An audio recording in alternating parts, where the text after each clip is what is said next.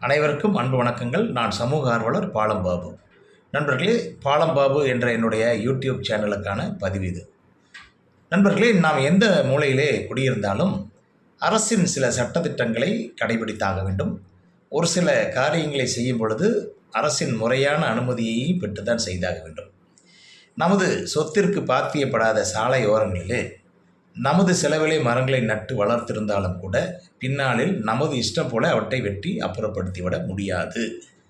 அதற்கு மாவட்ட நிர்வாகம் அல்லது மாநகராட்சி நிர்வாகம் சில அனுமதிகளை தந்தாக வேண்டும். உதாரணமாக, கோவை மாநகராட்சியின் 53வது வார்டு ஜிவி ரெசிடென்சி பகுதியிலே இன்று காலை ஒரு பெரிய மரம் வேரோடு சாய்ந்து சாலையின் குறுக்காக விழுந்துவிட்டது. அந்த நகர நலச் சங்கத்தின் தலைவர் என்ற முறையிலே நான் இதை கிராம நிர்வாக அலுவலர் கவனத்திற்கு கொண்டு சென்றேன். அவர் பார்வையிட்டுவிட்டு அதை உடனடியாக கோவை மாநகராட்சியின் என்ஜினியரிங் டிபார்ட்மெண்ட் கவனத்திற்கு கொண்டு சென்றார். அந்த என்ஜினியரிங் டிபார்ட்மெண்ட் ஜேஇ திருமதி ஈஸ்வரி மேடம் அவர்களிடம் நான் இதை முறையிட்ட பொழுது அடுத்த ஓரிரு மணி நேரங்களிலே வந்து அதை முழுமையாக அப்புறப்படுத்தி தந்தார்.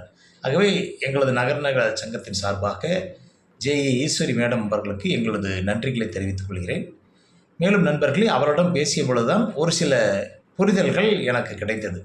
அதாவது நண்பர்களே, ஒரு மரம் உயிரோடு இருந்து அதன் கிளைகளை இல்லையால் முழுமையாக வெட்ட வேண்டுமென்றால் நீங்கள் மாவட்ட நிர்வாகம் கவனத்திற்கு கொண்டு செல்ல வேண்டும். அதாவது கிராம நிர்வாக அலுவலர், வருவாய்த்துறை, தாசில்தார் இவர்களோட அனுமதியை பெற்றாக வேண்டும்.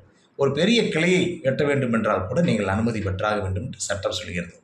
அதே மரம் வேரோடு சாய்ந்து விழுந்து விட்டால் அதை அப்புறப்படுத்த வேண்டிய பணி மாநகராட்சி நிர்வாகத்தான், அதுவும் இன்ஜினியரிங் டிபார்ட்மெண்ட்டிற்கு சேர்ந்தது என்று தெரிய வந்தது. ஆகவே இந்த விஷயத்தை நகர் நல சங்க நிர்வாகிகள் கவனிக்க வேண்டுமாய் அன்புடன் கேட்டுக்கொள்கிறேன்.